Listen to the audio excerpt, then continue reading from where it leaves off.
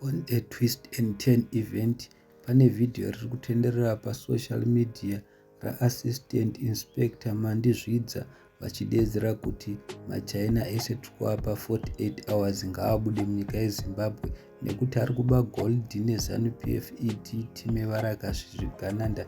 Hi guys, welcome to T-Fair Files TV. If you are new to this channel, please subscribe. But if you are a returning subscriber, welcome back.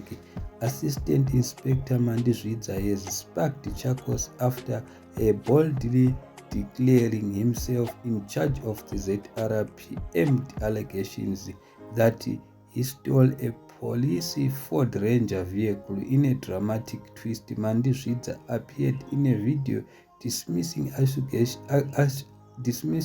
accusations against him and ordered all maChina kuti ngaabude ngaaexite muZimbabwe within 48 hours. Mandi Zvidza ati iye hapana munhu anorohwa, hapana munhu anorambidzwa kufamba zvakanaka. Hanzi naMandi Zvidza, kana muida kuona kuti nini ndine power risingaite, zamai kundisuka muone kuti tokonzeresa hondo.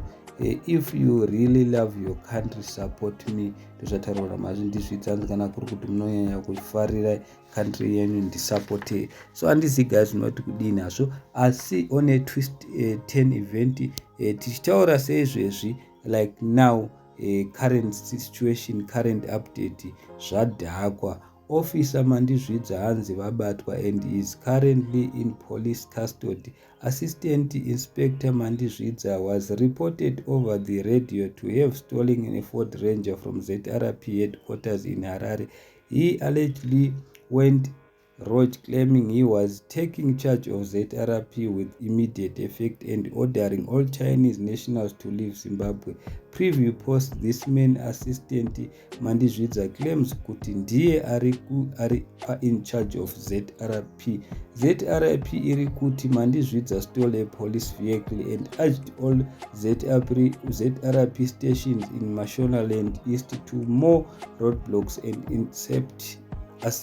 intercept him and the vehicle of a Ford Ranger. So guys, handisi kuti munoti kudini, zvasi video iripo pasocial media Mandi Zvidza ichitaura zvese zviri kuitika munyika, achidedzera kuti maChina ngaarove pasi because ndo ari kuba neZANU-PF time varakashi.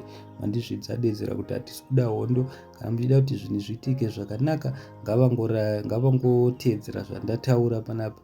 But nyaya iripo ndeyekuti Mandi Zvidza pane mamwe marumazi ari kudedzera kuti asungwa azobatwa akuzama kutiza. Munoziva is not first time tichiona vanhu vakadaiwo. Pakambobudawo bombshell Blessed Geza akazama enesvikauya Mandi Zvidza. Problem ndeyekuti vanhu vemuZimbabwe change vanoida zvavo, but problem inozoitika ndeyekuti anotanga ndiani because varakashi. ZANU-PF vanoti rakasha, vanorakasha, saka vanhu vanotya.